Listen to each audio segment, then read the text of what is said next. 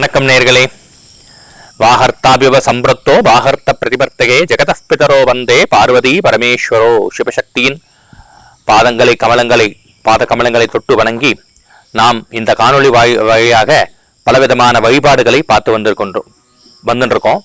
அதில் பார்த்தீங்க அப்படின்னா தெய்வ வழிபாடு, ரிஷிக்கல் வழிபாடு, மூதாதெய்வ வழிபாடு, குலதெய்வ வழிபாடு, கிராம தெய்வத வழிபாடு அப்படின்னு பார்த்துட்டு இருக்கோம். இன்னைக்கு பார்க்க வேண்டிய விஷயங்கள், இந்த காணொலியில பார்க்க வேண்டிய விஷயங்கள் என்னன்னா, இஷ்ட தேவதையின் வழிபாடு. இஷ்டம் அப்படின்னா என்ன?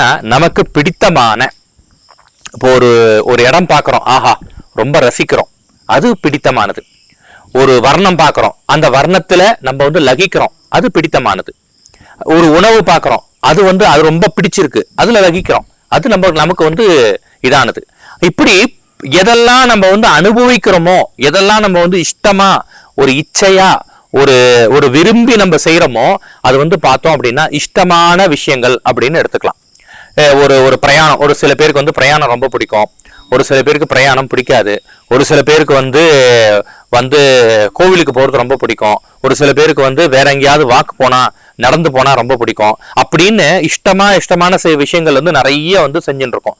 இதே மாதிரி வழிபாட்டுலயும் நம்மளுடைய முன்னோர்கள் என்ன கொடுத்துருக்காங்க அப்படின்னா, இஷ்ட தெய்வ வழிபாடு அப்படின்னு கொடுத்துருக்காங்க. இஷ்டமான தெய்வம் என்னம்மா பிடிச்சிருக்கு, என்ன தெய்வம்? குழந்தைங்கள்ல இருந்து நமக்கு சில விஷயங்கள்லாம் பிடிக்கும். ஒரு கோயிலுக்கு போனாவே அந்த நம்ம பிள்ளை பருவத்தினருடைய விஷயங்கள் எல்லாமே நமக்கு வந்துடும்.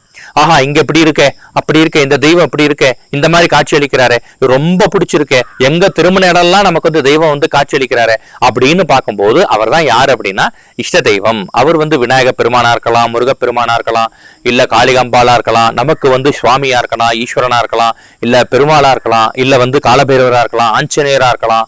ஒருத்தர்லாம் பார்த்தோங்க அப்படின்னா உடல்ல பார்த்தோம் அப்படின்னா நகையோட சேர்ந்து அந்த டாலர்லாம் போட்டுப்பாங்க, கையில அந்த காப்போட சேர்ந்து அவரோட டாலர்லாம் போட்டுப்பாங்க, அவங்களுடைய துதிகளே சொல்லிட்டு இருப்பாங்க.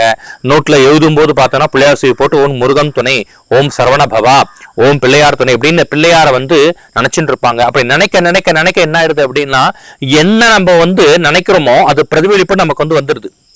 இந்த உலகமானது, இந்த பிரபஞ்சமானது பார்த்தோம் அப்படின்னா நம்ம என்ன நினைக்கிறோமோ அதை விட அதிகமா நமக்கு கிடைச்சிருது. இதுதான் இஷ்ட தெய்வ வழிபாடுன்னு நமக்கு கொடுத்துருக்காங்க. அப்போ பாத்தீங்கன்னா இந்த இஷ்ட தெய்வம் மூலியமாக பிரியமாக நம்ம இந்த இஷ்ட தெய்வத்தை பார்க்கும்போது மனசு, உடல், நம்மளுடைய புத்தி, நம்மளுடைய ஆன்மா எல்லாமே நமக்கு ஒண்ணு சேருது. ஒண்ணு சேரும் போது வழிபடும் போது பாத்தீங்கன்னா பேரானந்தத்தை நம்ம பெறுகிறோம். இப்படி கிடைக்கும் போது ஒரு ஆனந்தம் பாத்தீங்கன்னா வேற எங்கேயுமே கிடைக்காது. அதனாலதான் இஷ்ட தெய்வ வழிபாடு அப்படின்னு. ஒவ்வொரு மனிதனுக்கும் பாத்தீங்கன்னா இஷ்டமான, பிடித்தமான, ஆசையான, ரொம்ப நெருங்கிய தெய்வம் நமக்கு இருக்கும். அந்த மாதிரி தெய்வத்தை நம்ம பிடிச்சிட்டோம் அப்படின்னா அந்த தெய்வமே நம்மளை ஓட்டின்னு போயிடுவார். பலவிதமான இன்னல்கள்ல இருந்து தவிர்த்து நம்மளை சிறந்த வழியில ஆசின்னு போயிடுவார்.